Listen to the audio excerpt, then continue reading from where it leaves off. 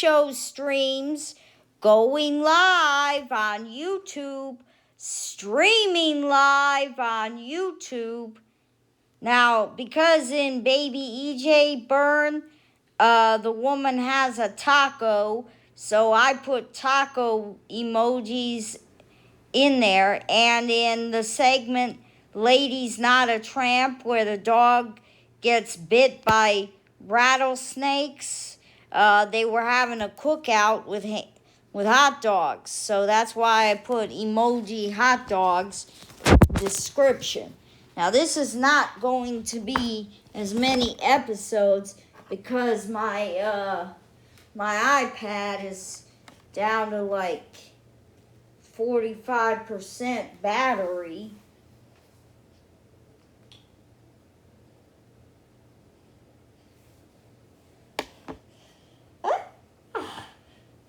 Missing someone?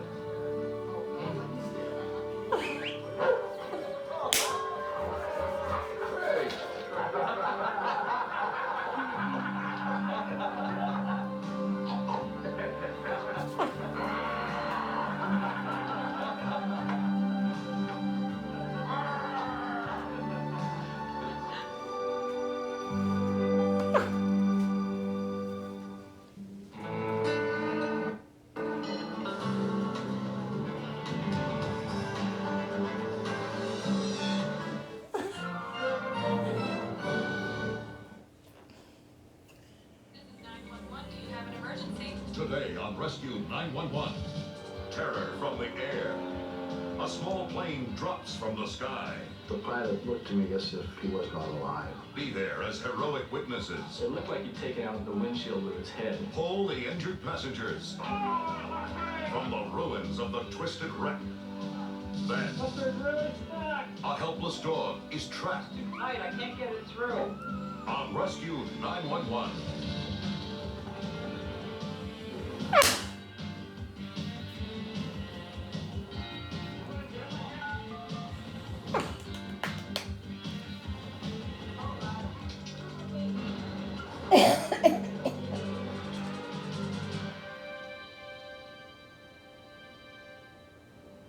When the safety of our world is threatened, we often have to rely on the knowledge and skill of strangers to survive.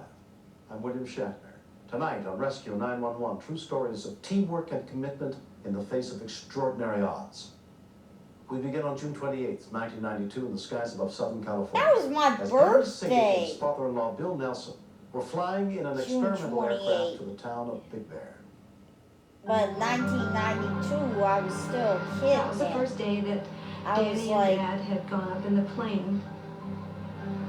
And of course, that was the day of the earthquake, the big earthquake. Around 8 a.m. I was that born morning, in a large earthquake struck the town 78, of Big Bear, so causing widespread 88, damage. I was 10. Earthquake seems to be in a 7.0 category. It certainly felt that way. Most of the damage we had. So it was very busy. 90, We I had major road was closures on all 12. three roads leading So into in and out of Big 92, Bear I Valley. was 14. Telephone communications So I were down, turned 14 and it knocked on our the day that communication this out here at the accident Sheriff's happened. Dispatch Center. We were literally running Oh, I back was to a back calls for teenager reports when of this happened. chimneys down, buildings down, had people that had strokes, everything you can imagine. And for a small paramedic service, we weren't ready to handle that number of calls.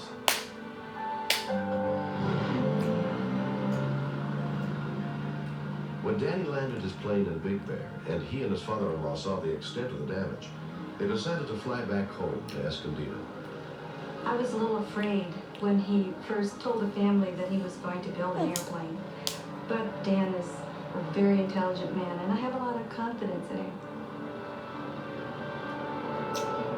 Sheriff's Deputy Robert Copley was on his way into work early to help with the town's rescue operations. Myself and my wife stopped alongside the runway. And being a pilot myself, I noticed this aircraft, it was having difficulty climbing out.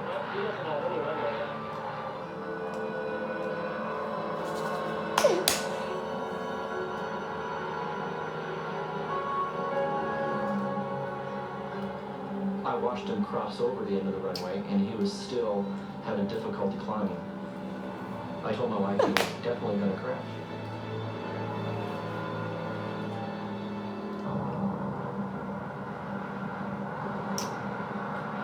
Barry Grant and his wife Ann were vacationing in Big Bear. I saw two fellows on the side of the road kind of looking in the air, pointing. You know, they're looking at something. What are they looking at? And then he drove a little further and there was a break in the trees and he said, Ian, there's something down over there. I'm a pilot, and my eye keenly picked up the blue and white tip of the wing. I knew immediately as soon as I saw just that tip, that's an airplane down, somebody's down. When we continue, I went to the far side, which was the pilot's side, but the pilot looked to me as if he was not alive.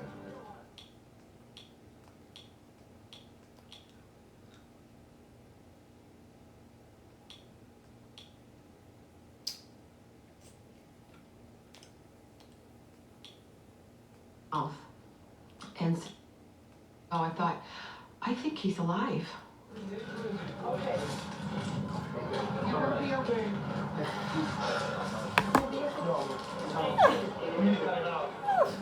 I'm a nurse in an operating room, and I think he was real close to dead when we got there.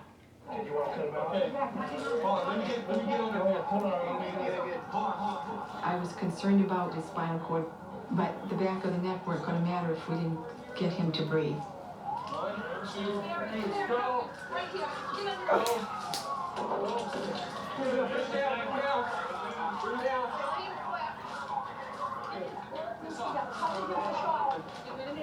I was concerned that if I move this blood clot that's around his nose, am I going to get more of a gush if this is arterial? But I elected to move the blood away to get some air through. Just gently. Take 2 deep breaths.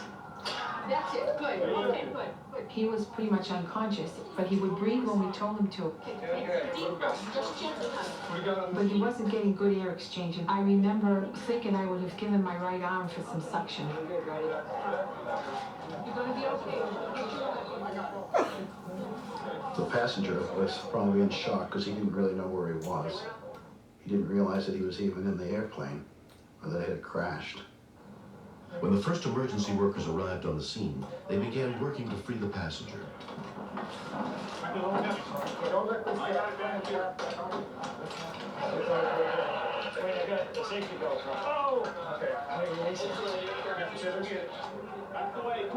Turn that. Good job. Within 7 minutes, paramedic Jim Higbee arrived with the Bear Valley Rescue Units and began to treat the pilot, Danny. It looked like he'd taken out the windshield with his head. The fact that they pulled him out might have saved his life. Keeping his mouth open and letting the blood flow out to the side might have been all they could do. And he needed aggressive suctioning because he was literally drowning in his own blood. Hey, let's get some people over here. Need some help lifting him. We got a backboard coming right now? Right behind you.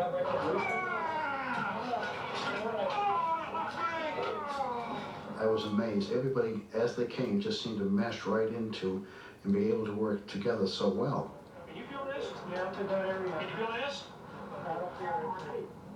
Okay.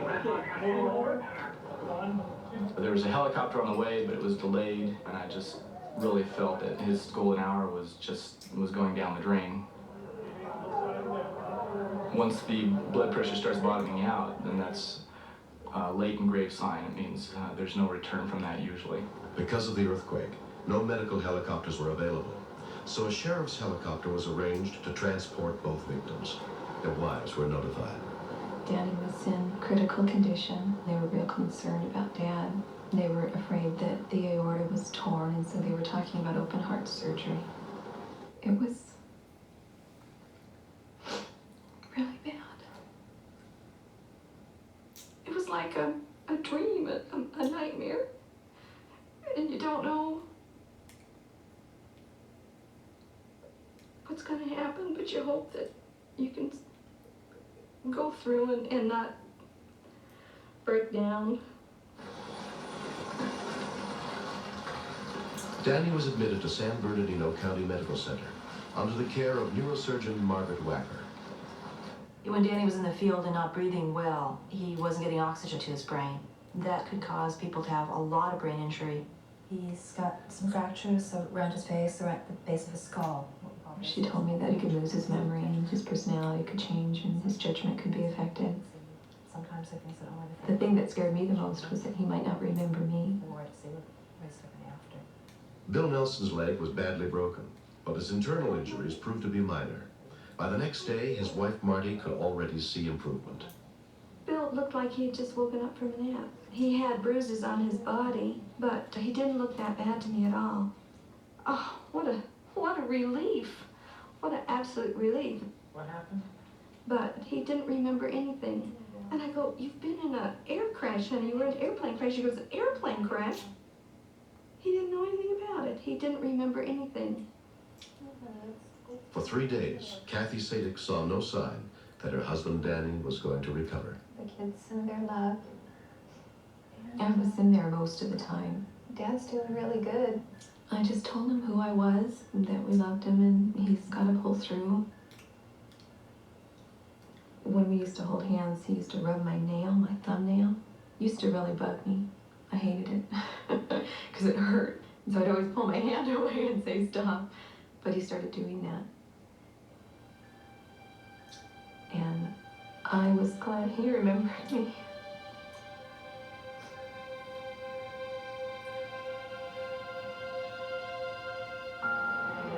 It's been 6 months since the accident that changed Danny Sadik's life. I want to take her over where she can I take things a little bit more cautiously, and I come to the realization that your life can be snuffed out in an instant.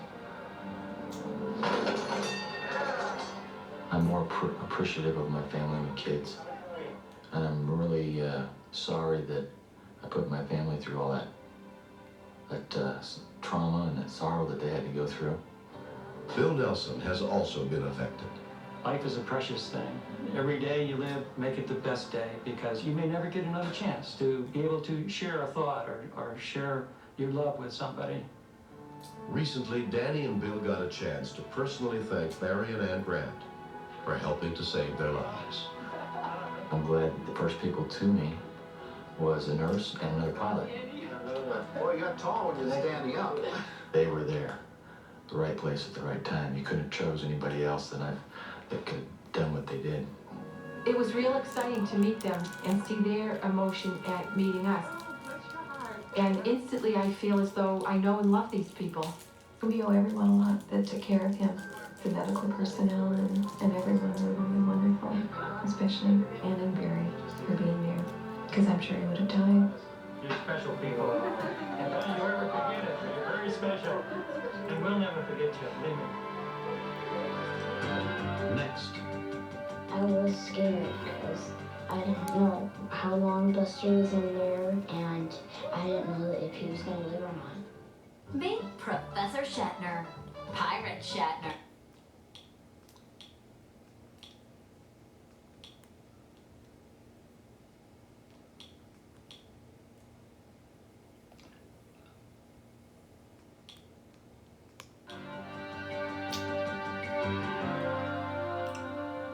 Ten-year-old Michael Sanders of Tualatin, Oregon, had taken care of his neighbor's dog, Buster, often enough to know his tricks. So when Michael's neighbors asked him to look after their friendly beagle over the Christmas holidays, his mother, Kathy, never once imagined that her son might be getting in over his head.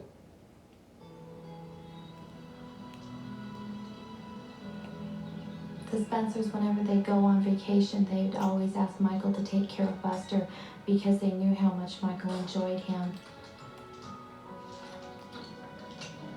Hey, Buster.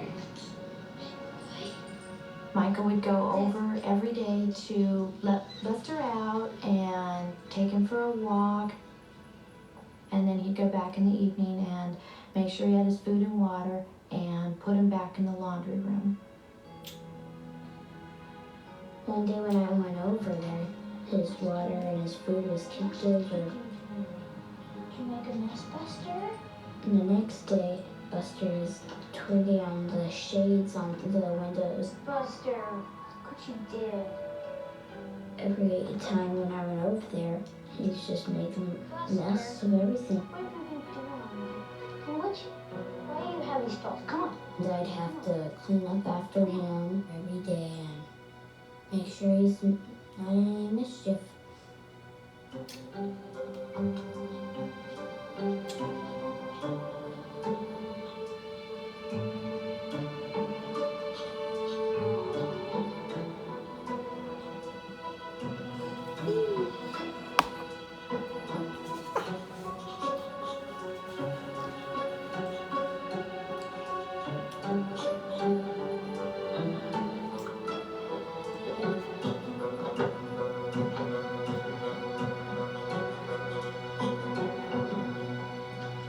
Rick. Huh? Yes, I'm gonna go check on Buster, okay? Okay, you need to hurry, okay? Because we need to get up skiing. Okay. Do we have everything? I walked down the sidewalk and I opened up the gate and I thought I was imagining something. Buster!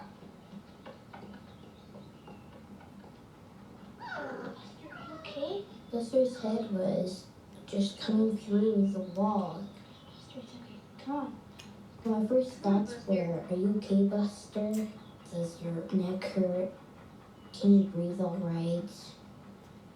Buster, it's okay. Come on. Come on, Buster, it's okay. I tried to push his head back through, and his ears were acting like stoppers. Go back. Go back. It was really frustrating. Michael called home and got his older brother, Rick. Hello?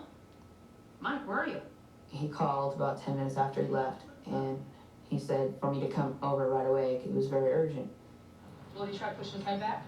Yeah. It looked like somebody had cut his head off and just mounted it on the side of the house. And I was just laughing, going, oh, wow, this is weird.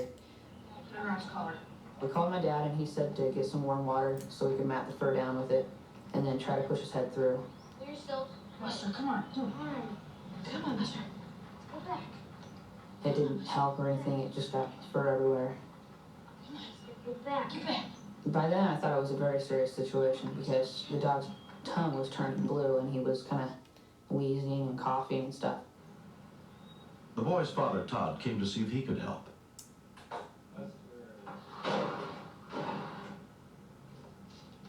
When I walked into the utility room, I couldn't imagine how he got himself into that situation. Push, Rick! I am. Buster's really stuck! Push!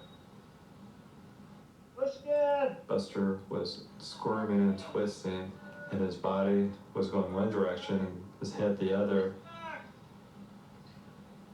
Let's try it again! Okay. Go! Now! I was scared because I didn't know how long Buster was in there and how tight he was stuck in there. I had the responsibility of watching him, and I didn't know if he was going to live or not.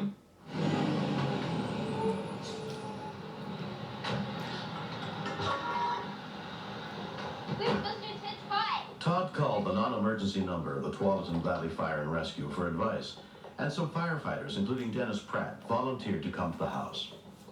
When we came around the side of the house and approached the dog, his head was sticking out into the backyard, kind of like a hunting trophy. Brian, we're gonna try and push the dog back one more time. Firefighter Brian Sherrard was inside with Buster's body. We tried to coordinate our pushes and our pulls so we weren't twisting on the dog, but we were concerned that we'd make damage his airway if we tried to push him through the hole with any more force.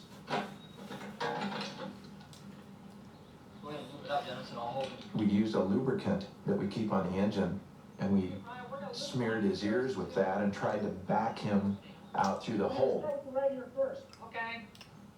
It's too tight. I can't get it through. No, he doesn't seem to be coming at all. Maybe you can rotate. As we tried to push the dog back through the hole, his respiratory distress increased and the dog became quite anxious. His breathing didn't sound too good. He was wheezing and salivating. He was not able to swallow, and we knew that we would have to speed things up if we were going to have any chance of getting the dog out alive.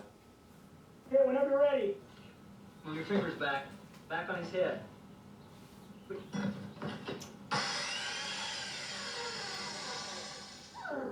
When they started to cut around the house, I was thinking that they might slip and then cut Buster. Put your hands closer to the top of his head. That frightened me a lot. Pull his head out.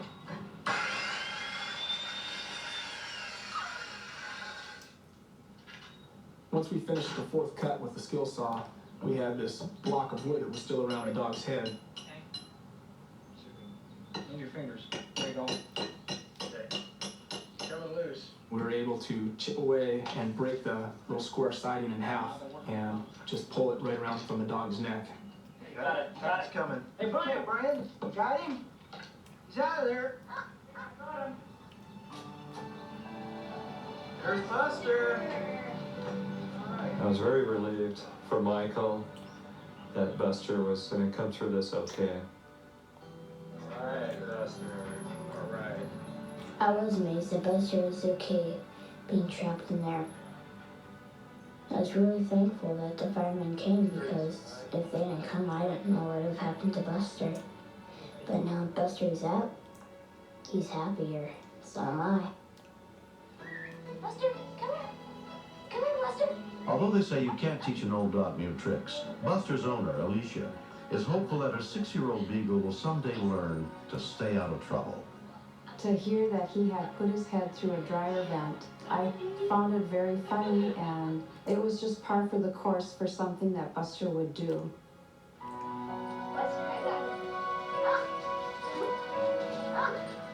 Buster is alive today because of Michael. He did exactly what he was supposed to.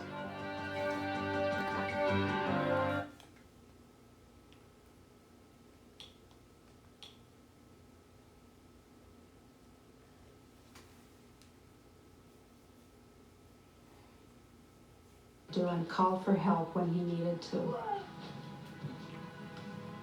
I do think that Buster knows that I saved his life because he's always so happy when I'm around him. It feels great to save a dog's life because I just love dogs.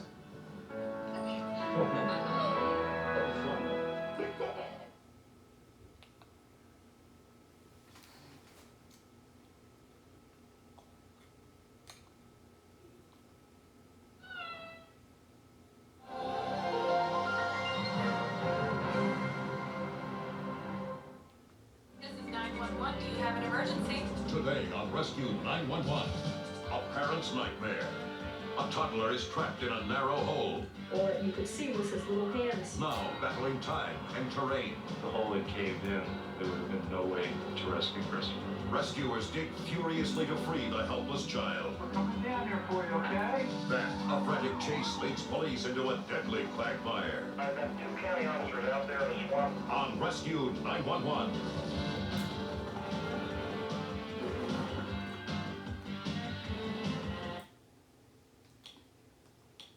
I wonder if Baby EJ's burn is on today. And Lady's Not a Tramp. The best moment was when it was all over. Everybody was safe.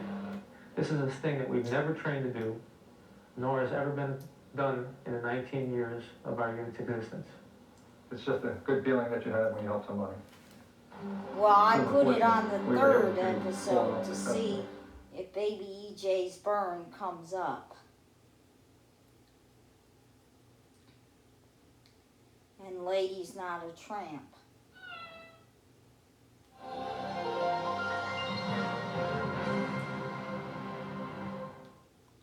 This is 911. Do you have an emergency? Today on Rescue 911. Child in danger. Yeah, the third episode is Baby EJ's burn. Do and call for help when he needed to. I do think that Buster knows that I saved his life because he's always so happy when I'm around him. It feels great to save a dog's life because I just love dogs.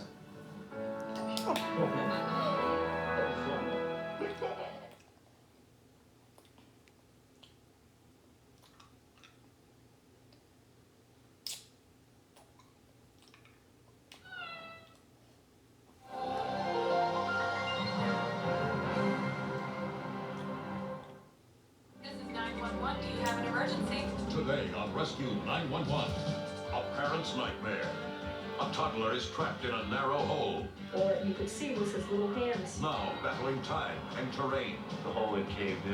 There would have been no way to rescue Christopher. Rescuers dig furiously to free the helpless child. We're coming down here for you, okay? Then, a frantic chase leads police into a deadly quagmire. I've got 2 county officers out there in the swamp. On Rescue 911.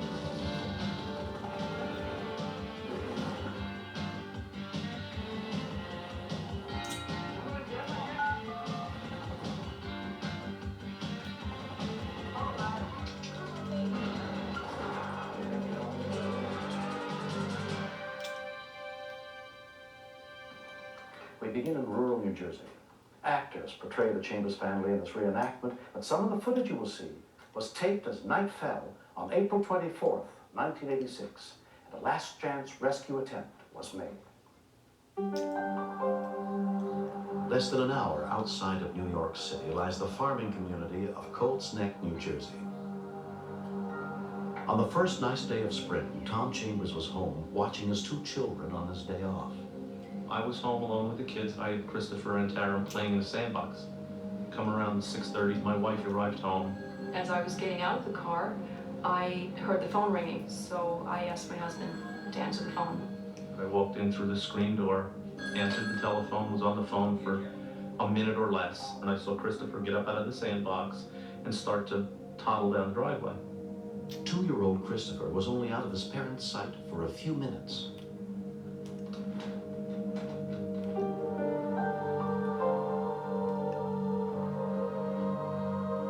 At that point, you know, there was no major alarm because we're at least a half mile from the highway. We have a nice front yard. Cheryl, Chris is going down the road. We both went out the front door at the same time, looked at the yard, and Chris was nowhere. I thought I heard him crying, but it was a very muffled cry. And at that point, I knew that he might be in trouble because he was crying.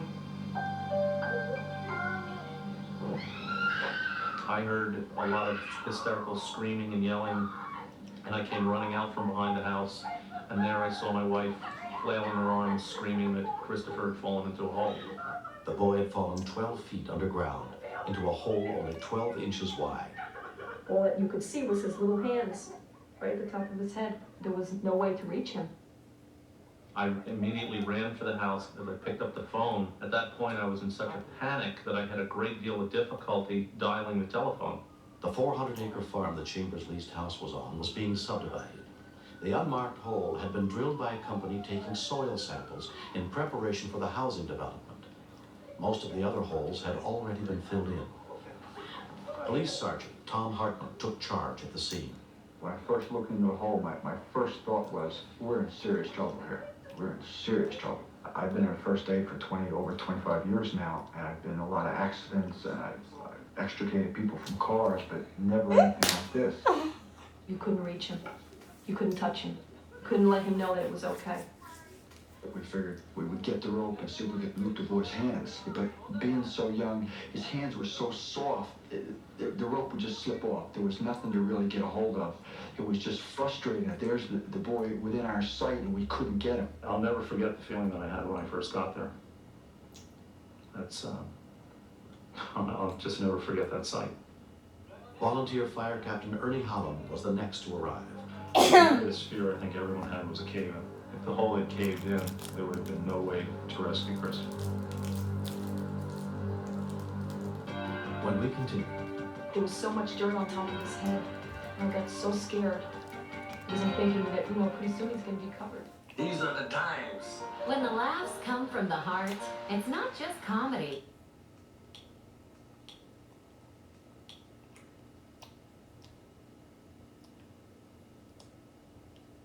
I can smile.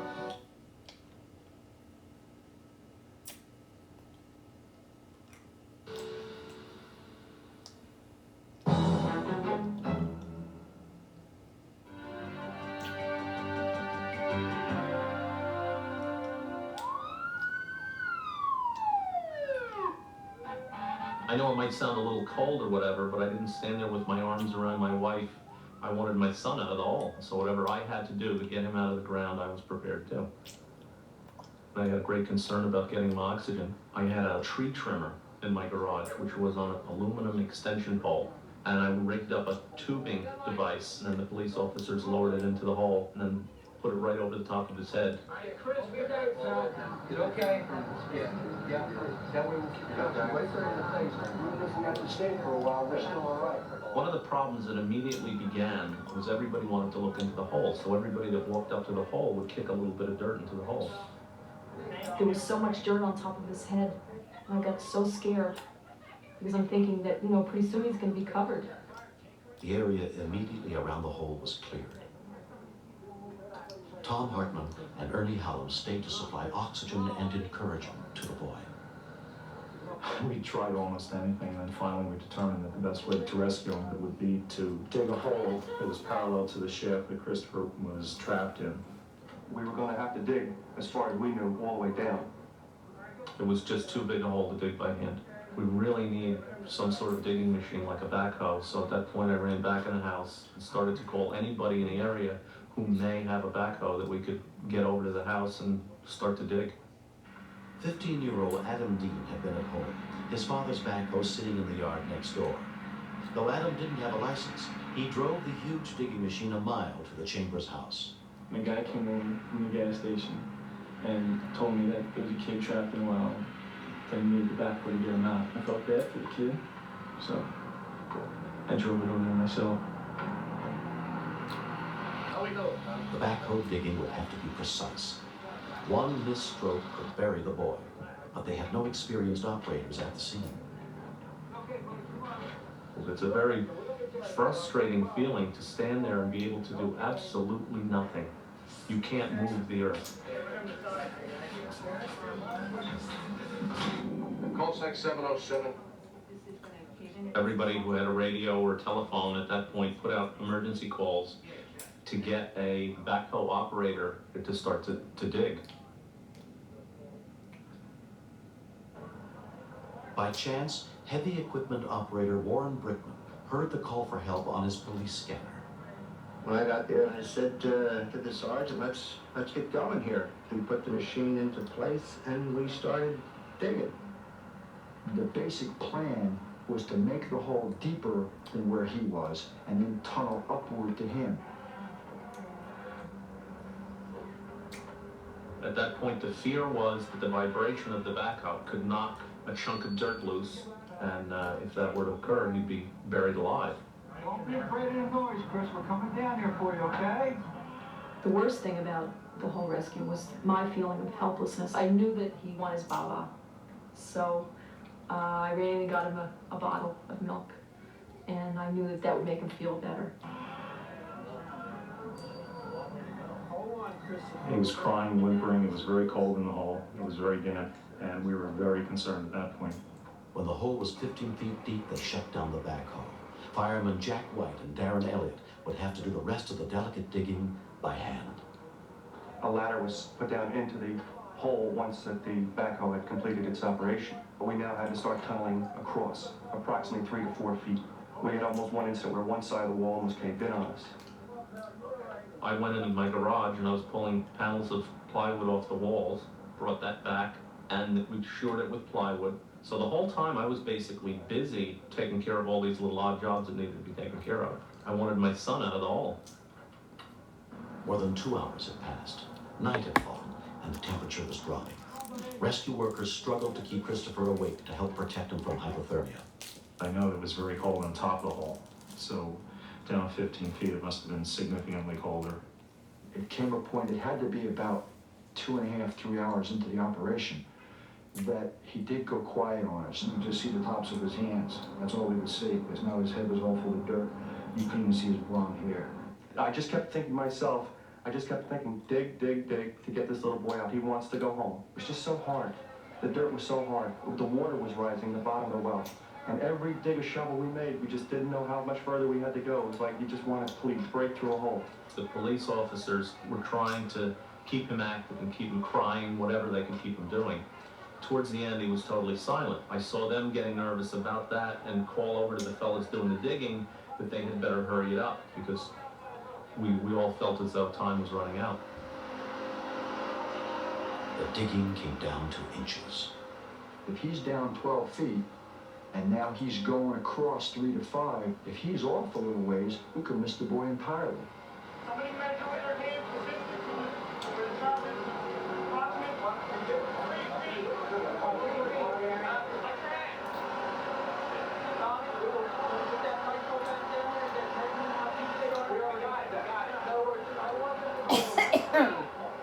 They reached a point where they couldn't use full-size shovels anymore, so we ended up searching for toy shovels, or we had an ice cream scooper.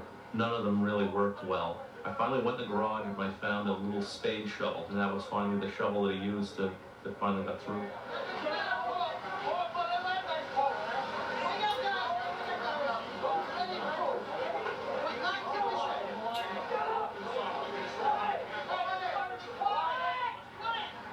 I told Jack to tell him up above that I was going to go ahead and take a shot at pulling him.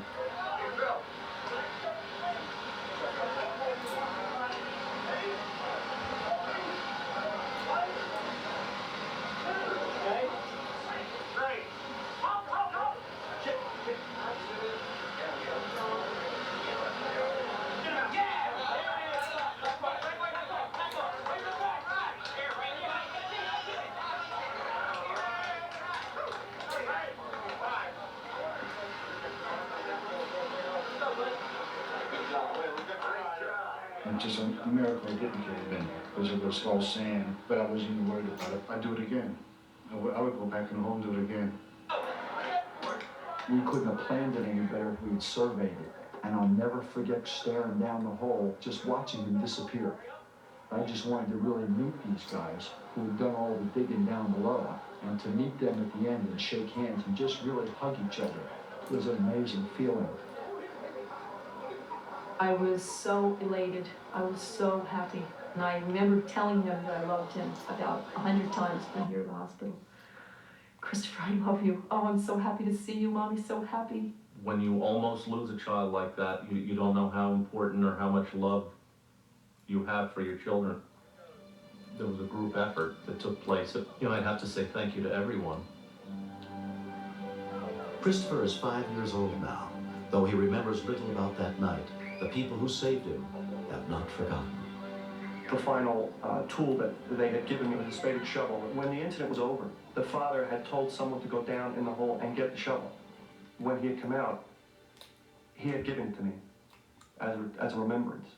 And I have it at home today. And someday I hope to give it back to Chris and tell him, well, here's what did it to you, son, you know? This is the last tool that your father gave me to get you out. Next. Every time we tried to move, we just kept on sinking deeper and deeper. He couldn't help me and I couldn't help him. Meet Joy.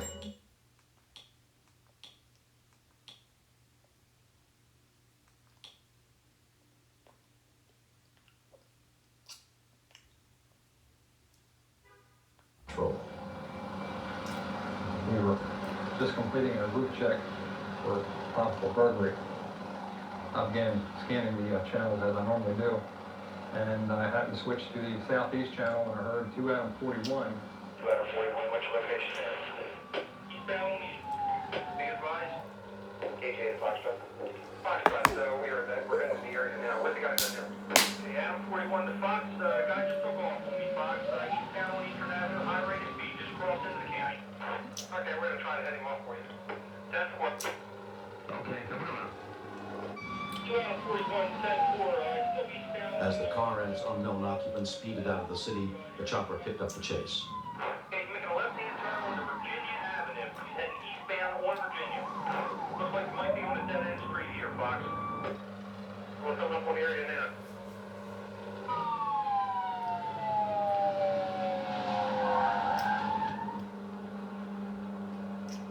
I got a bailout, 600 block Virginia Avenue. Wooded area, looks like it might be a swamp down here.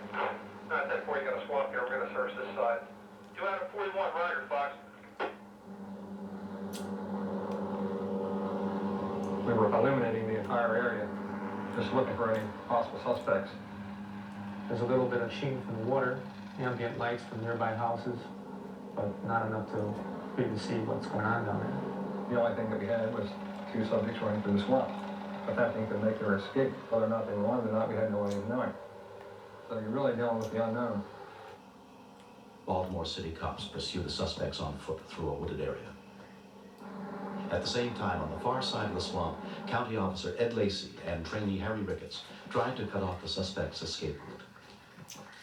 We started running towards the swamp. It was all hard ground. And then it started getting a little bit slick. It started getting real soft, and at that point, it's too late. And we were both stuck. Ricketts and Lacey had run into a quagmire. The wet, boggy ground sucked them in almost immediately. Every time we tried to move, to turn back, we just kept on sinking deeper and deeper. So each time you move your foot, put weight on one foot to get the other free, you just sink in. With the suspect still at large, the helicopter crew continued searching, unaware that 2 county officers were in desperate trouble.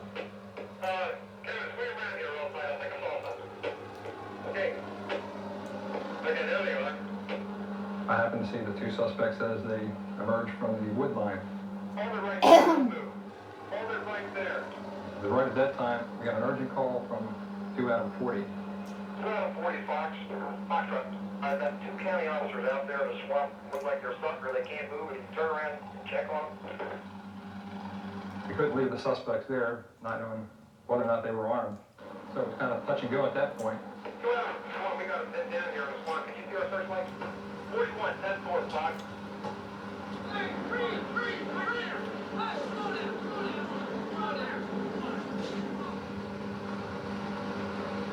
No, it's back with the kids. Yeah, there's a couple of kids. 2 out of 40 to 41, where are you at? 2 out of 41, go ahead, Foxtrot. We got the suspect in custody, no problem. Okay, Foxtrot, coming over to you, 2 out of 40. He immediately responded back to the east bank of the swamp where the officers were stuck. When the helicopter arrived, other cops on the ground were trying to reach the 2 officers. Lacey was in very deep, sinking much faster than Ricketts. I was up just above the city officer was down there, and he handed his nightstick out for me to grab.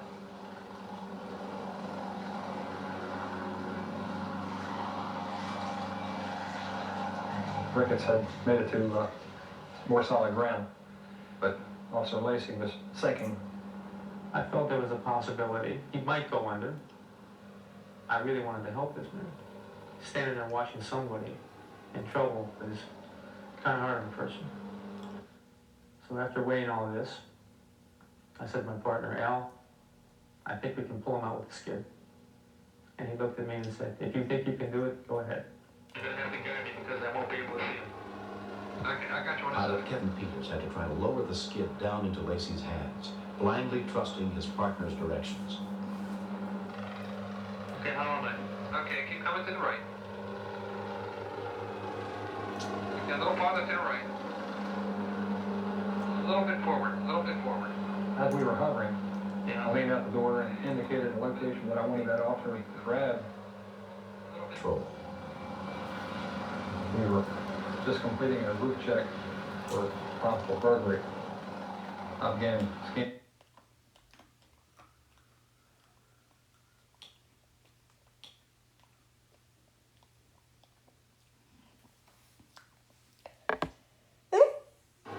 The best moment was when it was all over. Everybody was safe. This is a thing that we've never trained to do, nor has ever been done in the 19 years of our unit's existence. It's just a good feeling that you have when you help somebody. We were fortunate. We were able to pull it off successfully.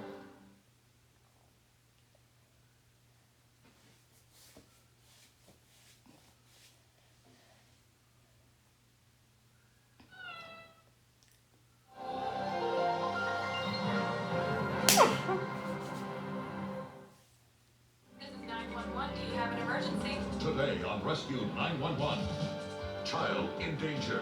A toddler is the victim of a tragic accident. The heat that he was radiating was incredible. Now with 3rd-degree burns. The blisters were enormous in size. Rescuers must battle to keep him alive. Then, a courageous dog saves a child. She was a hero. Now rescuers must save her on Rescue 911.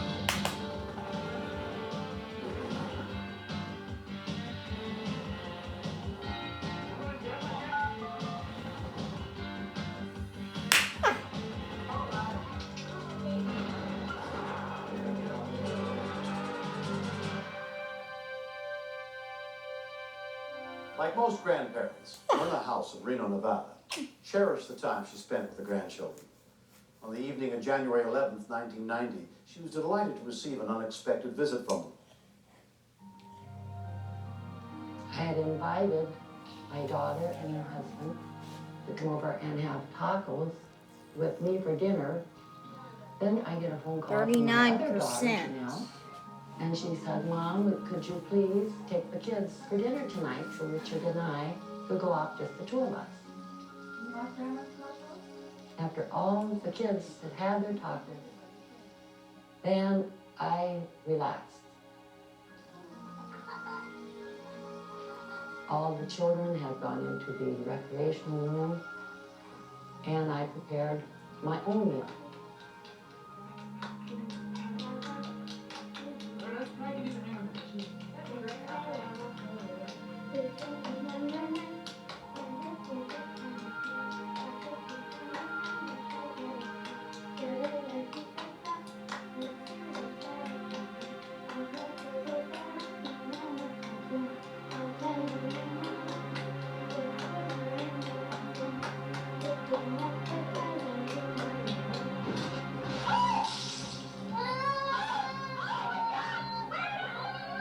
My mother picked EJ up, who was soaking wet from the head to his waist, which was obviously the oil. We knew what to do. We knew what to do. We knew to put him in water, that if you get burned anytime, cold is the best thing. EMTs from Fire Station 8, only 4 blocks away, were dispatched to the scene. An ambulance from 3 miles further away was also sent. The heat that he was radiating was incredible. In fact, my mother's hands got burned very badly because she picked him up with his shirt on and took him into the bathroom. First thing I did was put EJ in the bathtub and started dousing him with the cold water from the faucet. Ice! I'm gonna put him in ice! We were instructed by 911 to put ice on him. A 911 operator stayed on the line, continuing to give first aid instructions on burns.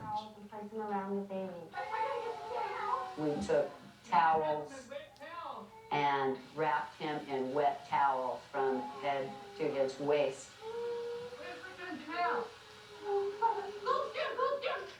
And then we took additional towels, wrapped the eyes up in those towels, and wrapped it around him a second time.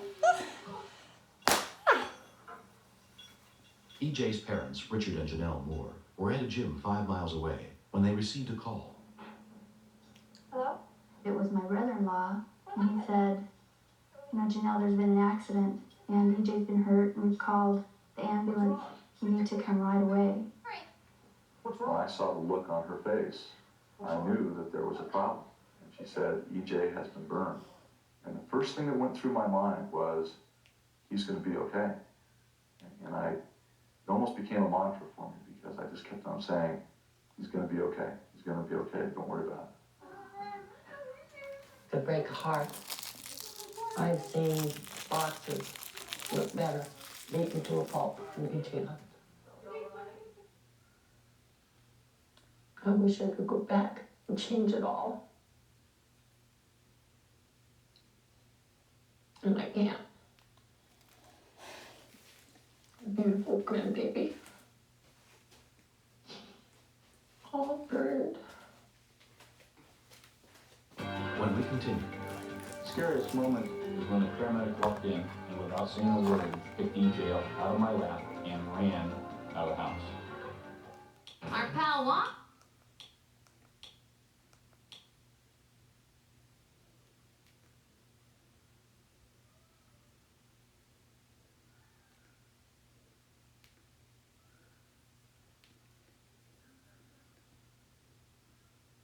This is what you look like. So it was a transformation. So it was.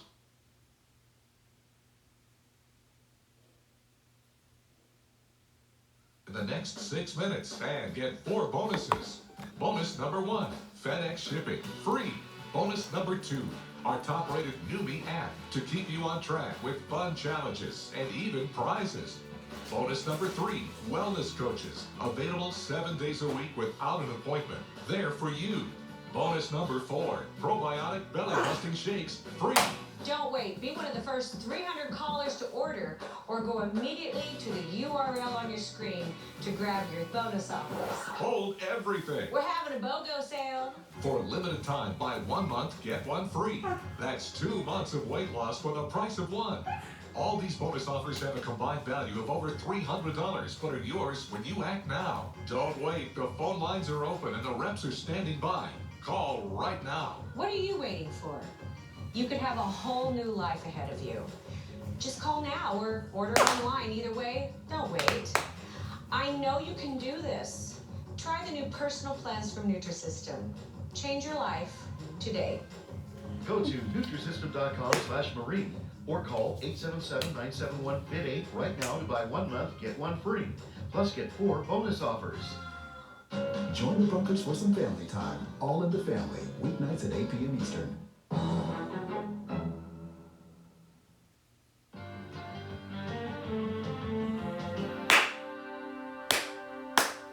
It had been nearly 3 minutes since baby EJ was accidentally burned by hot cooking oil.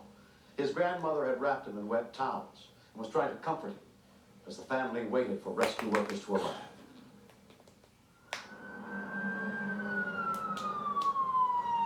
The first rescue workers arrived on the scene, including firefighter EMT Joe Lewis. I find with myself that I can disassociate my feelings from most of the situations I am involved with. Where's the baby? In there. But when children are involved, it affects me. Oh, it got burned. Well. The grease that was solidifying on his body was still warm to the touch. So we had to bring the temperature way down as fast as we possibly could. I need a towel or a washcloth. The blisters that had developed from the burn were enormous in size. And the weight of the towels had broken the blisters. And the skin was starting to slough off a little bit.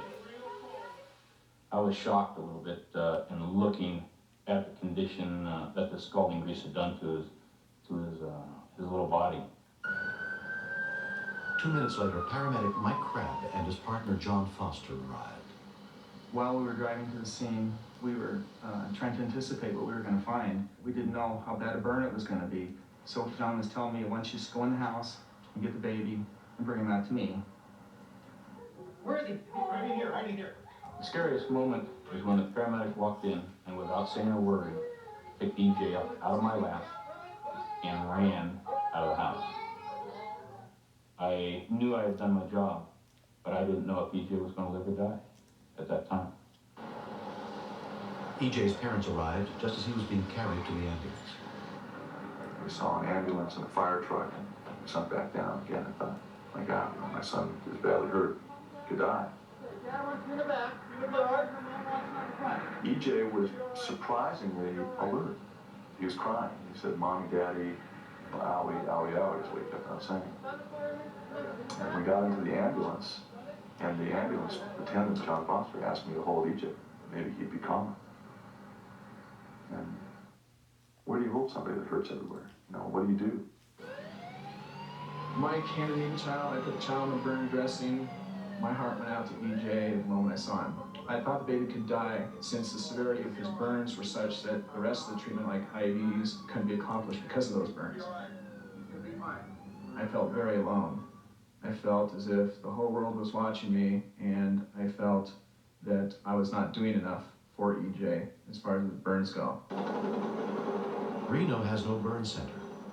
EJ was airlifted to the University Medical Center in Las Vegas, 450 miles away, where he was treated by Dr. Terry Lewis. EJ's burns were both second and third degree burns, and approximately 35% of his body surface area was burned. The thing that concerned us the first night was he did have a burn involving the face and the airway, so the potential loss of airway and suffocating from the swelling that can occur was the biggest concern in the first 24 hours. The staff at the burn center in Vegas told us that EJ would be in more pain in 7 days if he survived that long than what he was the first day, because his nerves would start to regenerate and then they would be scrubbing raw nerves everywhere. The painful treatments became a twice-daily ritual for EJ for the next 6 weeks. Helplessness was one of the major feelings that you have. To have your baby hurt and you can't help them. It's the worst feeling I've ever felt in my life. That was the hardest thing about the whole accident, was dealing with his pain and his struggle, knowing that I couldn't do it for him.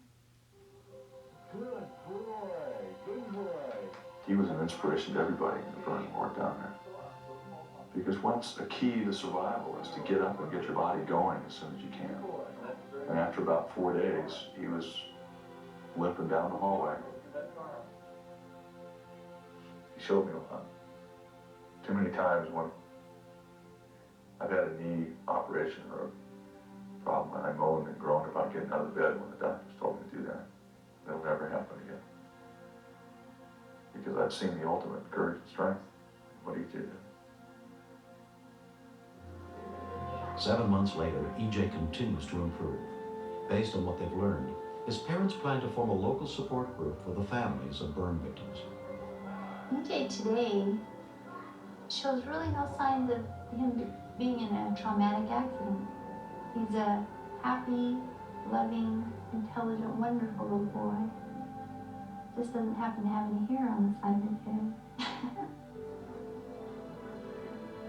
With plastic surgery, most of EJ's scars on his head, back, and shoulders can be corrected. But his grandmother's emotional wounds are much deeper. I think the hardest part for me right now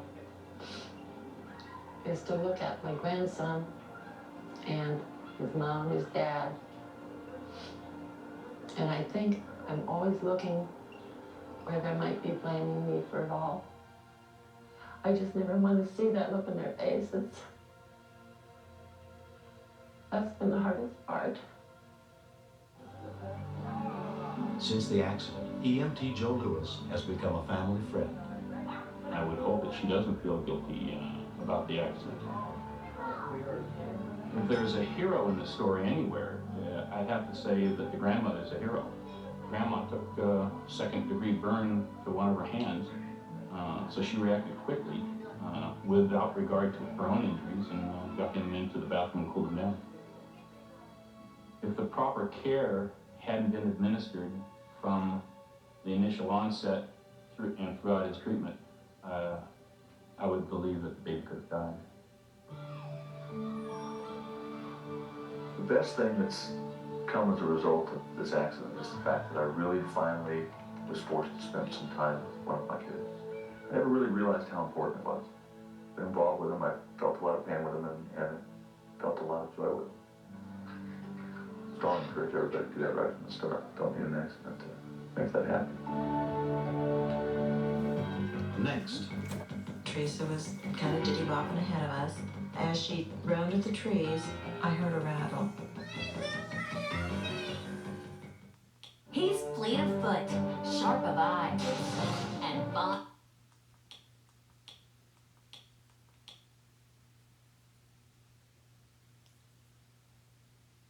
Until it was time to leave. Stand this side so you don't get stuck.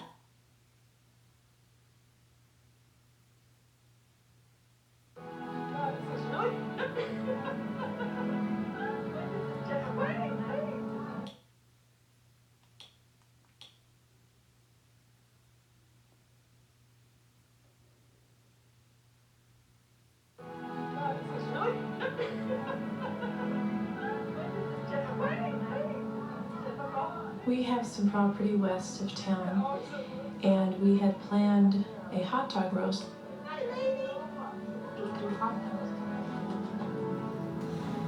We had started putting out the food, the fire was going. It was just real festive. Everybody was having a great time. Everybody was real relaxed and just having a lot of fun. Laura's mother, Ola Thompson, was helping with the cooking. Lady is a lovable, gentle dog, but she's very, very lazy. She likes to be in the house. She doesn't like to go outside unless she absolutely has to, or unless we just push her out. Because she is overweight, we always make her walk with us. Well, as soon as we got down to the fire pit, she was out. She'd already done her exercise for the day, and she would be sleeping until it was time to leave. Oma's other daughter, Sandra, was also at the picnic. Audrey decided she needed to use the bathroom. Well, when she said she had to go, then everybody had to go.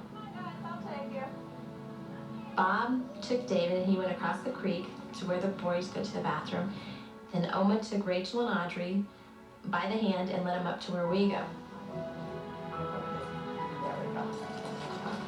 We started off to the latrine area, and Teresa was kind of diddy-bopping ahead of us.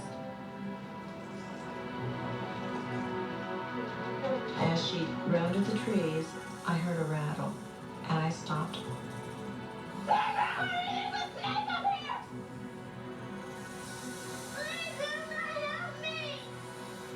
I am terrified of snakes. I don't even like to look at them. But I knew in my mind that something had to happen, and it had to happen quickly. Teresa was in danger.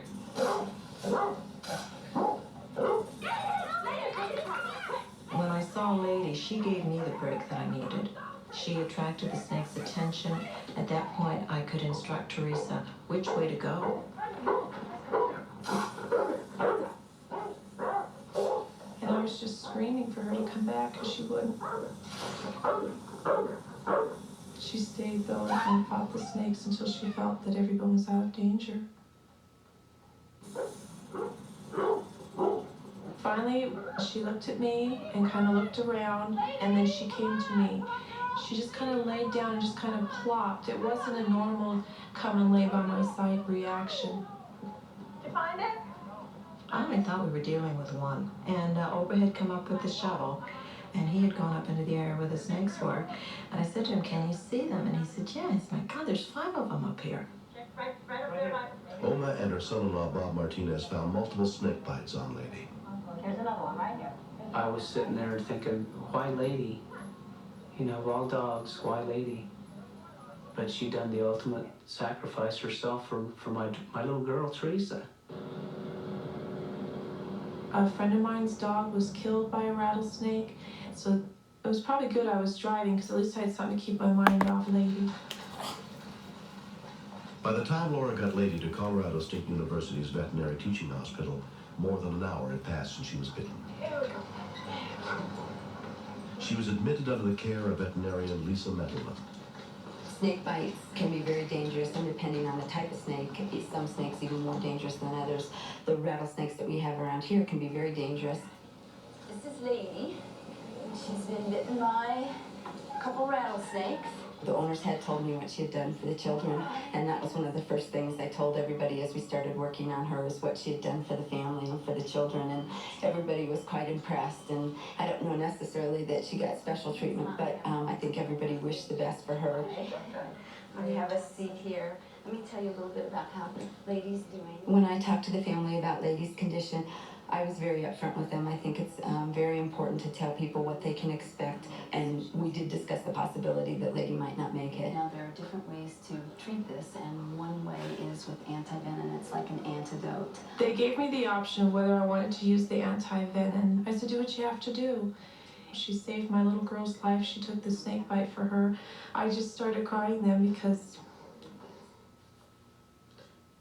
she was a hero. But they didn't know if she's gonna live or die. Hi, guys. I was really sad and emotional, knowing I'd have to come home and tell the kids. So we went home, and the kids were crying, and I was crying. And they asked me if Lady was alive, and I said she was, but I go, Lady might die. And she'll be okay. I hugged Teresa, and she started crying, and I started crying with her, and I said, honey, if Lady dies, you can remember she protected you from dying.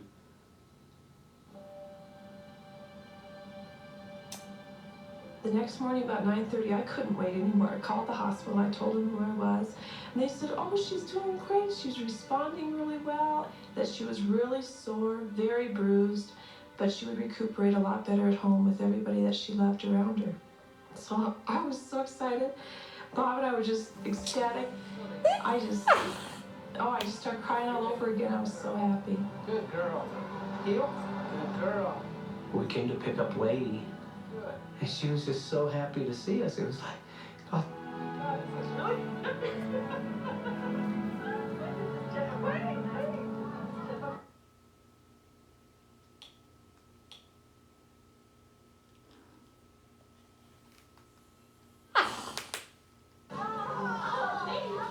I really don't know what would have happened if Lady hadn't come in.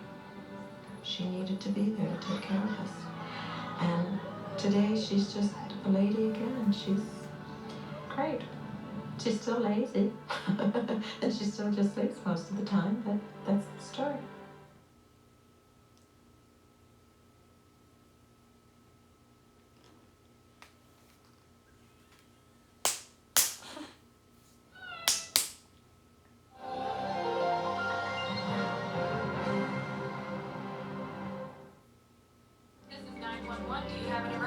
Today on Rescue 911. Home hazard. An unsuspecting couple succumbs to carbon monoxide. I think the people might be inside. Be there as firefighters drag them from the deadly house. Then a flooded cave traps a young man. Now rescuers fight rock and rapids to reach him. On Rescue 911.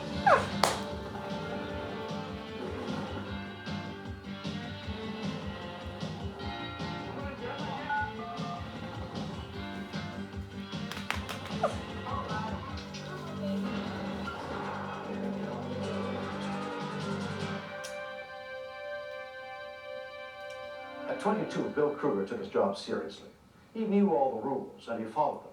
But on November 6, 1988, in Skokie, Illinois, it would not be enough to just follow procedure. That Sunday morning was cold and wet. Bob and Magda Brown were at home, catching up on household chores. My wife and I were down in the basement working. I say, hey, something's wrong, it's cold here. So right away I know that the furnace is not working. We find the pilot light is off, and then Magda has to start lighting it.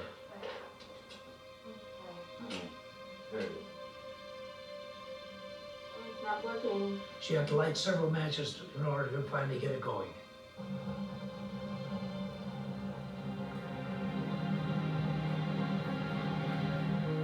We continued working until she left me to go upstairs to prepare lunch.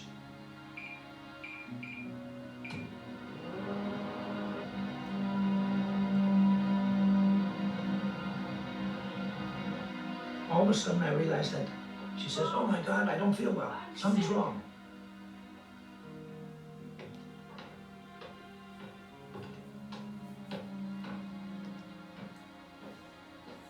She says, my heart is beating so fast, my heart is beating so fast. I said, let me check your pulse. And I started checking it. And I thought, what the heck is this? And it was beating more than twice as fast as mine. She says to me, don't you smell the gas? Don't you smell the gas? I says, Magda, there's no gas smell. Not knowing what was wrong, Bob began calling anyone he could think of for help. But their family doctor was not in. And their daughter, Rochelle, was not home. There's one call I gotta make. Magda says there's gas, and I call up the gas company. I said, my wife is violently sick, she's got a headache, she's thrown up, she smells gas. Therefore, I'd appreciate somebody coming out. When we continue. The serviceman was convinced that there was a good chance somebody was in the house, but was afraid that if he was right, they would be dead. These are the...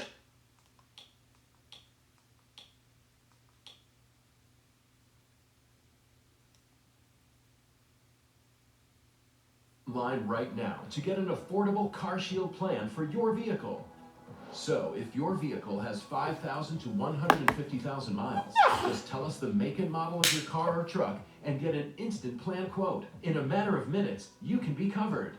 If you're on a budget or fixed income, CarShield has a coverage plan that's right for you with low monthly payments. So getting protected is super easy. When you call today and get CarShield, you simply won't need to worry about those big expensive car bills anymore. Now that's what Larry Mack calls a big win. The administrators have paid out more than $1 billion in auto repairs. That's billions with B. Listen, If you haven't called CarShield yet, what are you waiting for? Now it's the time to make the smart choice and protect yourself from sky-high auto repair bills. Call now for a free and instant protection plan quote. It's only a matter of time until repairs are needed, and once your car breaks down, it's too late. CarShield is who you're gonna call. Call 1-800-210-3096 now for your free instant protection plan quote. That's 1-800-210-3096. Mom, we're so glad you're feeling better. You gave us such a scare. I know, honey, me too. But I want you to know I'm at peace with my homegoing when my time is up. And did I also tell you that I got coverage for my funeral so you and your brother would not have to worry about expenses? I didn't know you were saving money for your final expenses. I haven't. I called the Open Care Senior Plan, and with one phone call, I was eligible for $30,000 for my funeral and final expenses. The Open Care Senior Plan will pay up to $30,000 for funeral and other final expenses. There's no medical exam, and you can be approved with just one phone call. Your rates can never be increased, your benefits can never be decreased, and your coverage can never be canceled. Call the number on your screen now and see how final expense coverage can help you. There's no obligation. Call 800-403-7817. That's 800-403-7817. Meet Melanie, the hopeless romantic. He's a plumber. Oh. Right? I mean, how many times have we fantasized about a man who can actually fix things? Hot in Cleveland. Weeknights at 6 p.m. Eastern on Get TV.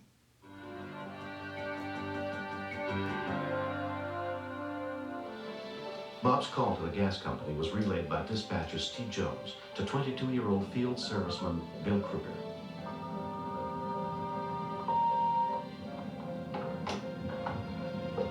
Quick call. It took only a few minutes for Bill to get to the Browns' home. Following gas company procedure, he went to the back door of the house first.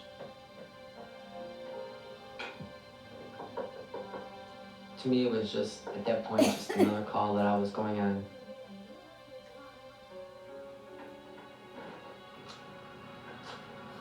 I figured on my way back, I would go to the front door, maybe they didn't hear me. There was a car in the driveway, and there was a car out in front of the house. When there was no answer at the front door either, Bill reported back to the office. Steve, I don't get any answer over here at this residence on Main Street. Can you give him a call? 10-4, I'll make the phone call. Even though we instruct the customers to stay, they don't always stay.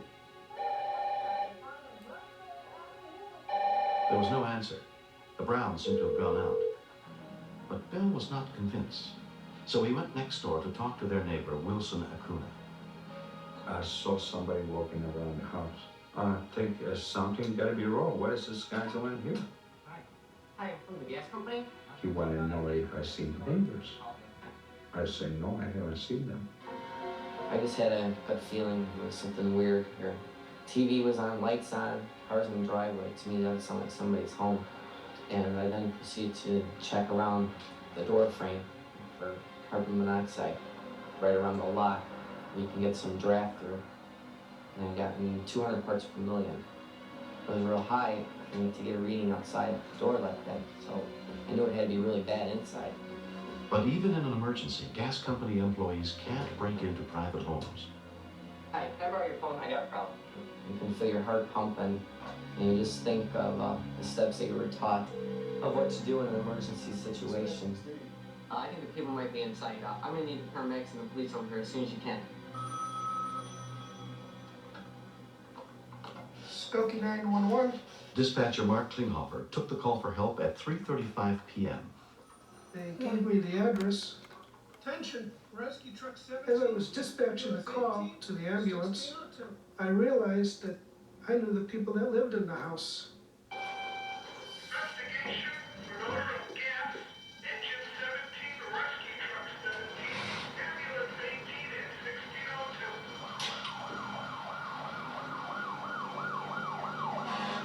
I've known the Browns for close to 20 years. It was the first time I ever realized that I'd be dispatching calls to friends and people that I knew and loved.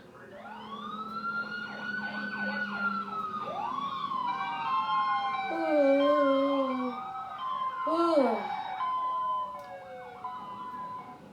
I thought that it might be just, you know, the people that called, gas company, took a long time getting there, they went out somewhere. But the serviceman was convinced that there was a good chance somebody was in the house. He found carbon monoxide, 200 parts per million. You know, I was hoping he was wrong because I was afraid that if he was right, they would be dead. We noticed that there was no smell of natural gas, so most likely if there was a problem, it was carbon monoxide. Somebody in the kitchen. Somebody open some window. There's one in here. And he was unconscious and apparently not breathing. I checked for pulse and he did have a pulse. Oh, we got another victim. You got another one in there? Stop dead, man. We're the fucking fire department. Relax, relax. We're trying to get you out of here. Come on, gases. Just had a lot of red color and like he was on fire or something. It's a scary moment. The female patient was apparently experiencing impaired judgment at the time, which is not unusual for carbon monoxide poisoning. When Bill checked the furnace, he found it was burning fuel improperly, giving off deadly carbon monoxide gas. He shut it down until it could be repaired. He's starting to assist a little on ventilation. Let's get him over onto the board. Okay, back. The paramedics went to work on Bob immediately. Get his arms down. When they were taking her out the front door, the female patient passed out. Her condition was critical.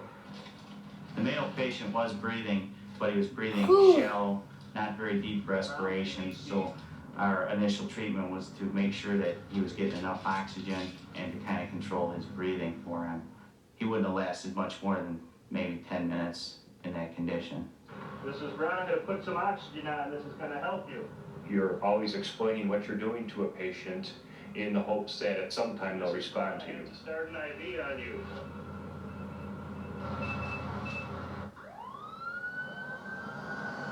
On the way to the hospital, Bob regained consciousness. The paramedic started talking to me.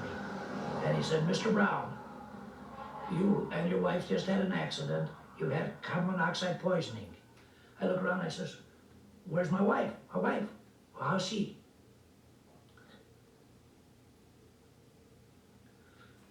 I became frightened for her. Bob and Magda Brown were taken to Lutheran General Hospital for treatment. At the hospital, they were pushing us out on the gurneys, and we were just about alongside each other when we touched hands on the gurney going in. And I felt better. The Browns were put in a pressurized room to force the carbon monoxide out of their red blood cells. Their daughter Rochelle could only watch and wait. One of the paramedics grabbed me over to the side and said, I don't know if you realize this, but we're talking another 2 or 3 minutes, and both of your parents would have been dead. It was like hearing that. It's just a tremendous kick. And all I could think was, I looked at both of them and they went, oh, okay, they're here now. And it just struck me how remarkably lucky I was. I have tremendous faith, and I feel that God has some calling for me because He saved me in Auschwitz and He saved me this time. So maybe I have a few more years to go and spread some joy in this world. Nearly a year later, Magda and Bob got a chance to meet Bill Kruger for the first time. Oh my goodness! Meeting Bill for the first time was gratifying to me. It was a shock because I'd never seen him. I've seen a picture of him in the newspaper, and I've talked to him on the phone several times. Thank you over and over and over again. And it was nice to be able to say to him, thank you for saving my life. What else can you say? I just did something that maybe other people would have done too in that same instance. I just did my job. Next. We're in trouble, serious trouble. That's coming.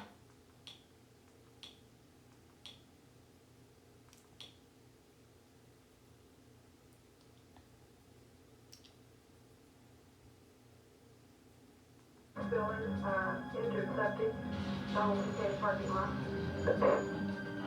He was shaking and his teeth was chattering and barely could you understand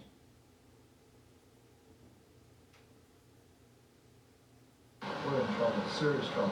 That's when Roman, he was trying to situate himself on his side of the cave and he lost his balance. And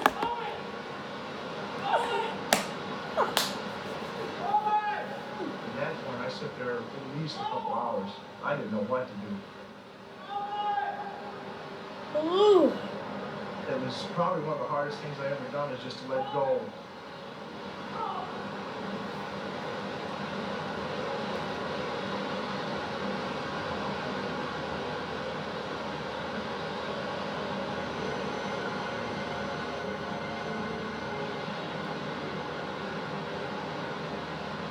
All the time that I didn't think that I was going to make it, that's when I come popping up outside the cave. At 1:15 p.m., park manager Bill Carlisle got the first call for help. 31, Spring. Go ahead. I have a report from the service building, injured septic, down the cave parking lot. He was shaking and his teeth was chattering and barely could you understand what he was trying to help. I know he was deeply concerned for his friend because he kept saying, "My friend's in there." Believing Roman was trapped in the caves, Carlisle called on the local chapter of the National Cave Rescue Commission, led by Don Paquette. When I arrived at the parking lot, a ranger started telling me this incredible story about how someone had blown out of the Donaldson Cave entrance in the flood with his body trashed, a broken arm, and spill out this story about how his friend was still in the cave. If Roman was still alive, he could be almost anywhere in thousands of feet of flooded caves. I knew the short straw, not to be a person to go down into the crevice and see what was going on. And what I saw at the point where the ceiling drops was almost like a geyser. You could not send divers into anything like that. They would have been pushing a foot out and it's zero visibility. There was no way in. Rescue workers were forced to give up that night and wait for the water level to drop. But the next morning, the water was still extremely high. Roman might fall in the dark and drown or die of exposure before they could get past the geyser. They decided to risk going in the front of the We caves. really thought that once we got past the entrance rapids and into the cave, it would be negotiable.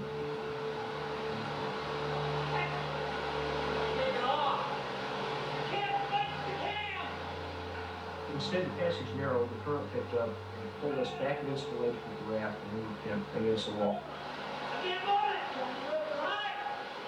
At this point, we felt very stupid and also very trapped.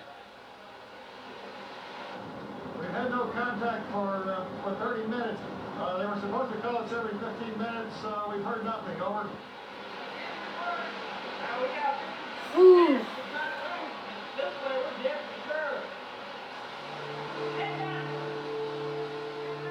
After 3 hours of struggling, the rescuers managed to pull themselves out of the caves to safety. But they had made no contact with Roman. Not knowing if the person was even in the cave, and if he was in the cave, if he was alive, it was not worth risking human lives to try sending cave divers in. Roman's friends and family had gathered outside the caves, waiting for any word of his fate. After I find out he was missing, I just was out of my mind, you know. I walked down the river and kind of talked to myself, talking to him and stuff. Roman's mother was joined by his sister Chris. We were just scared to death. I just felt like crying all the time and just helpless, very helpless.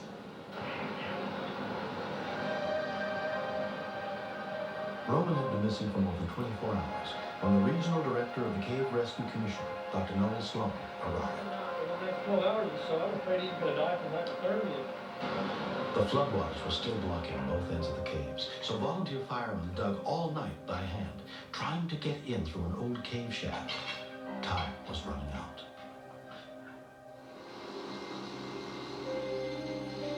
Early the next morning, heavy drilling equipment was brought in to tunnel down from the top through 75 feet of rock. K-9 searched to see if Roman had been washed out of the cave like Mike, but had been too badly hurt to call for help. Then after 47 hours of silence, they heard a faint voice inside the cave. Roman was still alive. The water was so loud, communication was impossible, but the level had finally dropped enough that they could try to snake in a care package past the geyser to Roman.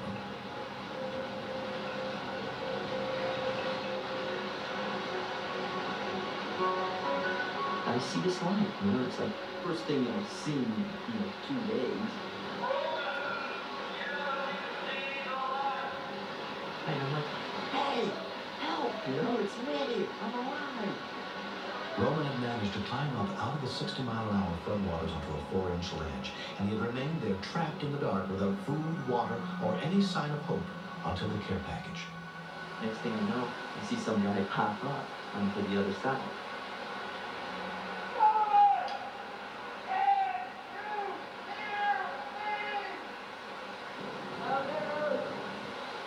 One of the rescue workers had forced his way past the geyser. It's very common in rescue situations for the victim to do very well right up until the rescuers reach him and then give up or let go or make a move towards the rescuers. It's unsafe and end up dying. We're in trouble, serious trouble. That's when Roman, he was trying to situate himself on his side of the cave and he lost his balance.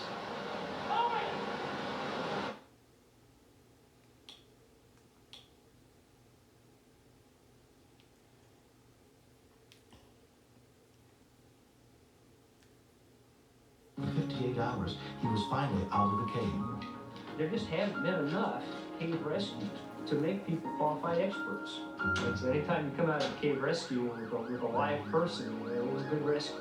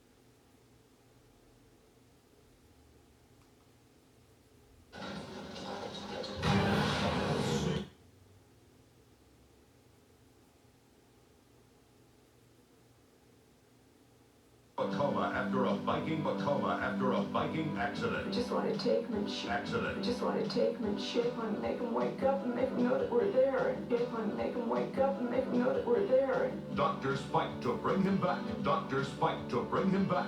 On Rescue 911. On Rescue. I think the audio's messed up on April 17th.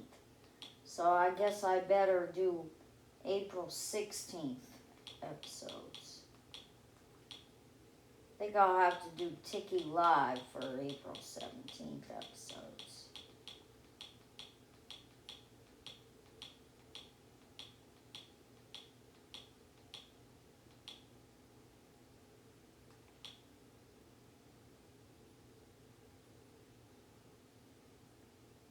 Because it would like keep on repeating the audio.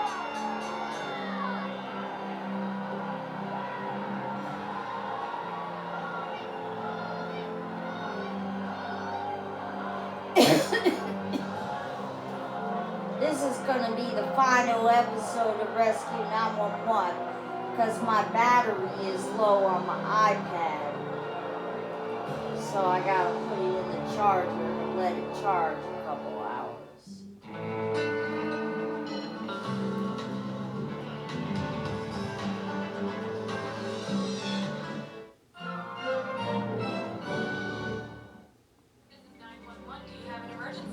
Today on Rescue 911. Wash day danger. A baby girl tumbles into a washing machine. Be there as a heroic neighbor performs CPR. I didn't know if I could do it right. Until help arrives. Then, a thief attempts to elude capture. He's running eastbound on 4th. Watch as cops use the latest high-tech tools. The infrared system is our night eyes. To track him down on Rescue 911.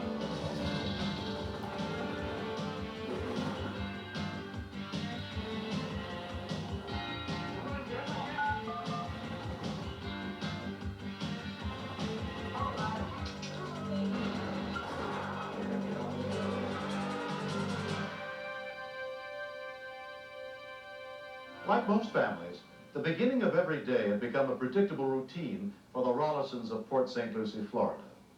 But on February 21st, 1987, their orderly routine was shattered.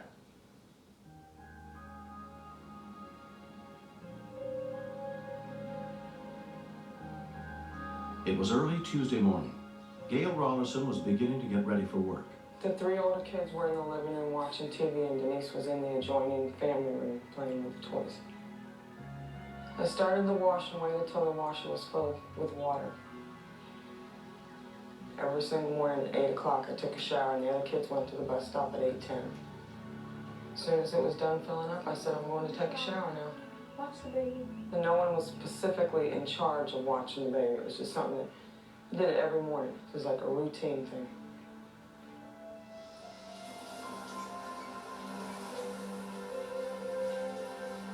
Her husband had already left for work, but Gail was confident her 3 older children could look after 18-month-old Denise.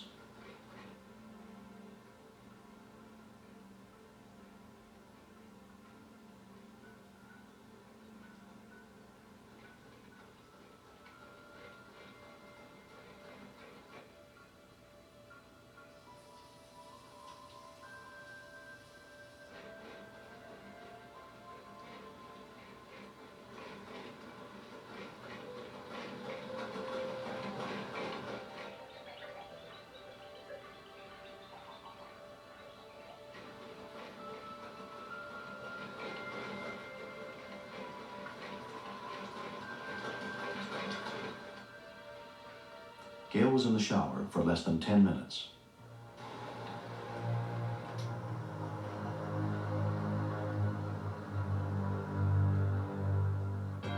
When we continue.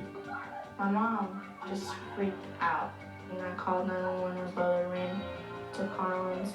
She just looked dead.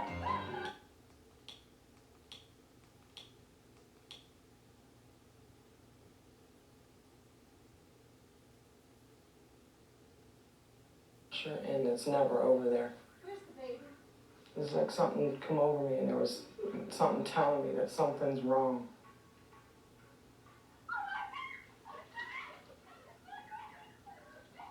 My mom just freaked out, and she did not know what to do at all. And I called 911. Her brother ran to Carlin's.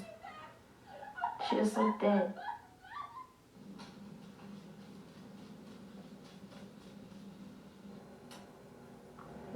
Morton. The call for help came in at 8:11 a.m. Okay, how old is the baby? I was home in bed, sleeping. The next thing I knew, Jeremy was just rapping on the windows and called me to come over to the house that something was wrong. Carlin Corp rushed next door to help. From 3 miles away, paramedics also headed to the scene. From the time a patient stops breathing and the heart stops, between 4 and 6 minutes, brain death begins. After 10 minutes of not having CPR done, there is essentially no chance of bringing them back. I just knew I had to do it. I didn't know if I could do it right, if it would help, and I just started doing the CPR. Carlin had not taken a first aid course in years. So like at first I couldn't remember how to do it, and then I started doing it and pushing on her chest and breathing into her mouth, and then I remembered that you had to tilt the neck back. I didn't know if she was going to make it or not. Her skin was all bubbly, and it just looked like different colors, like blue and real deep, and her eyes had a very far away look. I remember talking to Gail and telling her to try to calm down, and she kept saying that it was her fault. And I kept saying, no, it wasn't, you know, it was an accident.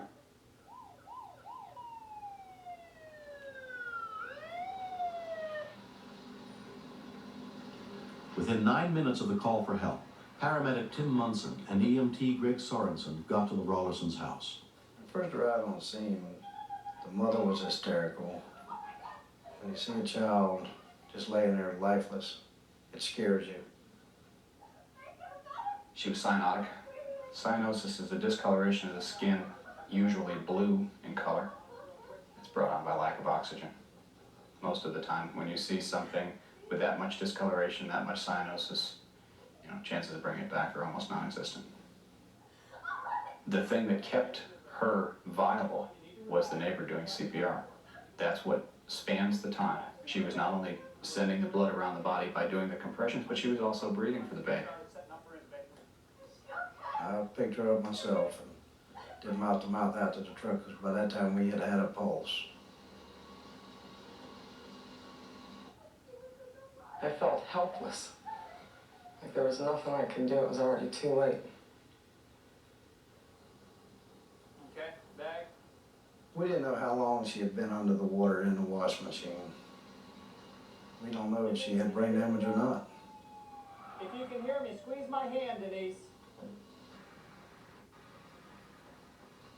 Her color started to change within just a few moments of when we started breathing her. Man, I'm ready to get out of here.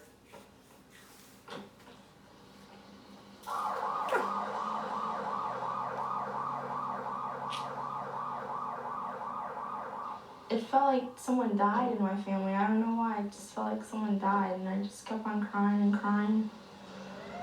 11-year-old Tracy blamed herself for the accident. I felt guilty about what happened and everything. I was the oldest. I was the one that was supposed to be responsible of what is going on in the house when my mom's not around. At the local hospital, Denise was examined by Dr. Hamid Gundabda. She was unresponsive, like a coma. She was not breathing on her own. I was almost sure that either she was not going to make it or she was going to be mentally retarded if she did make it. Dr. Gundabda decided to airlift Denise to Shands Hospital's Pediatric Intensive Care Unit, 200 miles away in Gainesville. There she was treated by the director of the unit, pediatrician Sal Goodwin. Denise, when she first arrived at our hospital, she was in a 22% battery. Unquestionably, the biggest problem in a near-drowning patient is the degree of brain injury that has occurred as a result of lack of oxygen. In this situation, the odds are very much against a good survival.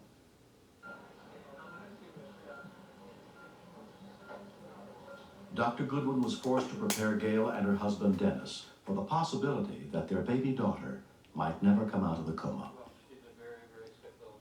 There was a sudden point in the conversation where you could see that Denise's mother realized what was happening.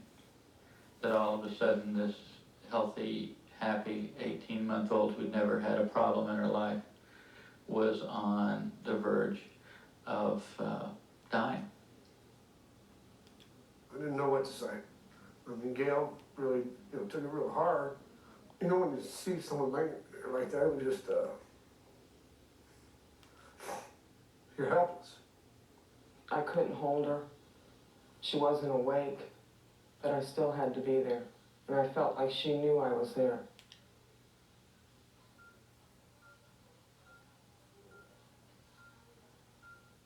For 2 days and 2 nights, Gail stayed by Denise's bedside. I felt real guilty for what had happened to Denise, because I was the one here. I should have been the one responsible for it. Next morning, got up, walked over to the hospital, and little Denise yelled out, "Daddy."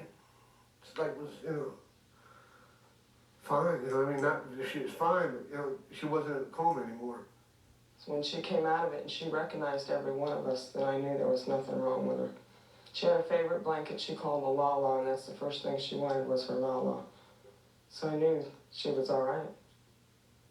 Denise was hospitalized for a month with a serious lung disease caused by the laundry detergent she had inhaled. 3 years later, she is completely recovered. I think the neighbor, if she would have been there, we would have had nothing to work with. Absolutely nothing. Without the neighbor, the child would probably be dead now.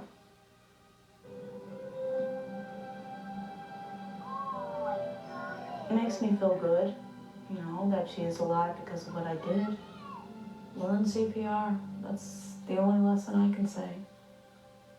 Anybody that lives near water or pools or has children should know it. Prevention is the name of the game in near drowning. Keeping an eye on children and putting fences around the pools with self-closing, latching gates to know basic CPR. It was very scary. I almost drowned. It's a miracle. I don't know how to explain the feeling I had. It was just like the greatest feeling you could imagine. They say miracles don't really happen, but miracles do happen. I saw one. I don't wash clothes anymore. Next. He's running eastbound on 4th. Okay, he's turning to the south, and he's about east.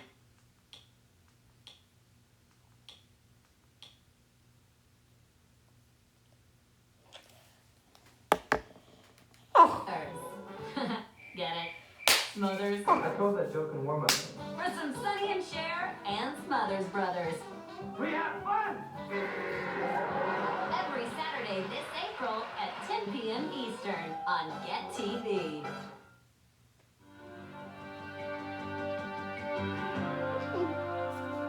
For cops working at night, darkness can make it almost impossible to catch a fleeing suspect. Even from a helicopter, any tree or even a deep shadow can hide a man so thoroughly that pursuing police lose his trail.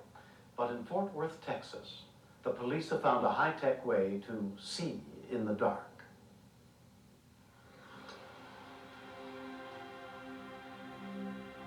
It was sometime around 10 on the night of July 18th in a suburban neighborhood of Fort Worth. Using actors and officers involved, we have reconstructed the events of that night according to police and eyewitness accounts.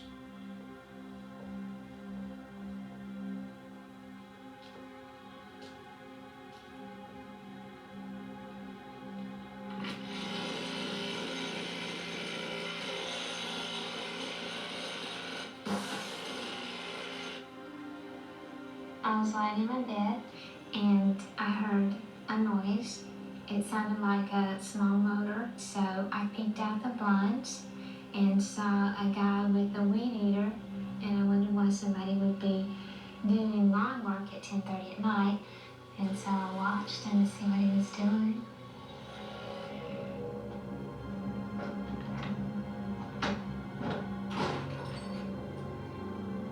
At first I thought that he had locked himself out of the house, but then I decided that he didn't act like a person that had locked himself out of the house. He was acting too afraid. Whatever he was doing, he wasn't supposed to be in that house. And that's when I decided to call the police. The eyewitness's call came in at 10:19 p.m. Somebody broken into the house next door. What's the address of the house next door? I'm not sure what it is. Is it an apartment or a house? It's a house. I wondered if there was anybody in the house. That was the main thing, is that if there was anybody in there, I was afraid for them, and I wanted the police to get here. Okay, we'll get to our right after. Thank you. The police immediately dispatched Air 1. Last night, there's a Hispanic male wearing a St. Johnson shorts, just crawled in through the back window of a Dunkin' residence next door. The residence is actually on Monticello. The black residence, second from the corner to the north. When the call went out, Flight Officer Larry Henderson and pilot Jay Dixon were only a couple of miles away. There's the house over there.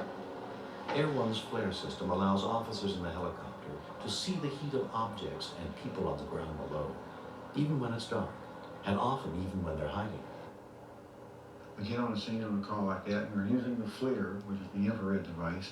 We did not see anybody in the backyard or on the grounds proper, but out front there was a truck and a person standing next to the truck.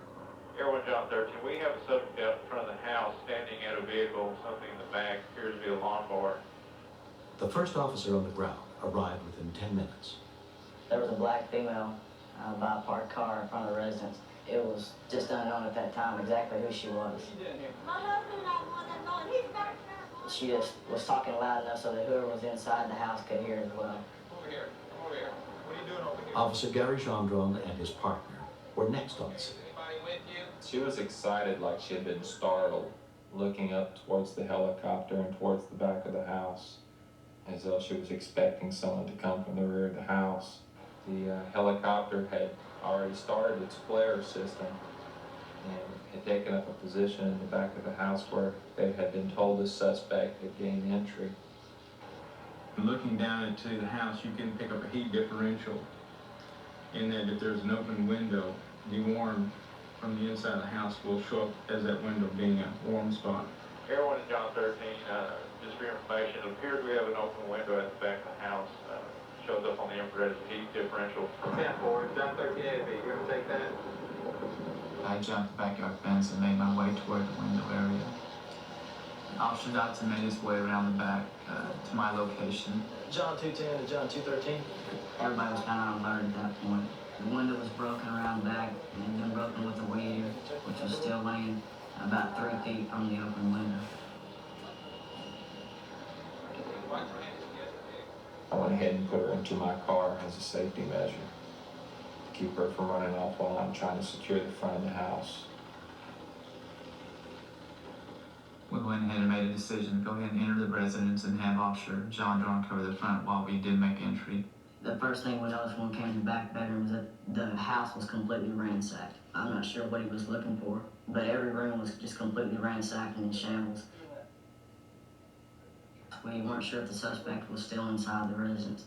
It's kind of like hide and seek, but for real. Nobody in the kitchen area. House is clear. A car drove up and asked me if I was looking for a black male with a white muscle shirt on, because there was one running down the street. This is about 2 blocks down on West 5th Street. When I told the helicopter that a suspect was heading down the street, they started scanning the street with their infrared system. The helicopter picked him up as he was nearing a patrol car that was coming up the street. 10-4, John 213, 10-4. Everybody else out of it, back up. He's running eastbound on 4th. He's running eastbound.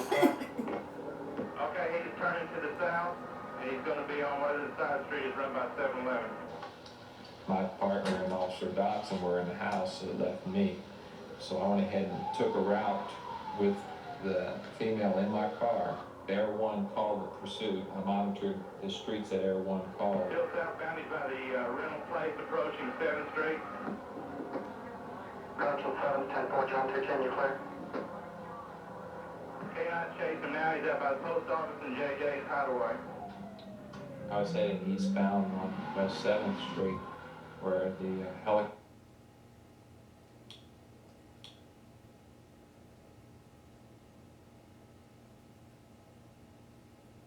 factor in police work. It is a very good tool, and I cannot imagine doing the job without it. Using the FLIR pursuits has worked out real good for us. We can go out, and find these people and deal with them a little misery. The suspect is awaiting trial for burglary. The woman was not charged.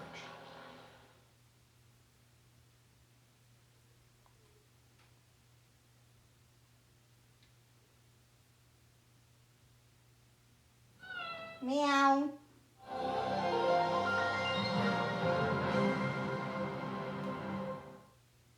This is 911. Do you have an emergency? Today on Rescue 911, terror on the ice. A snowmobiler falls through thin ice while his best friend stands by helpless. I said, oh my God, what happened? Rescuers risk their lives in sub-zero temperatures. And he's very critical that he doesn't have much time left. Then, when a Russian boy suffers staggering burns. Okay, I'm gonna, do the second, third, and fourth episode from April 16th tomorrow, as well as do the April 17th episodes that were on my friend's birthday. For more full Rescue 911 videos, hit the big red button and subscribe. Peace out, YouTube. I'm going to click on finish event now. I only got like 30% battery left.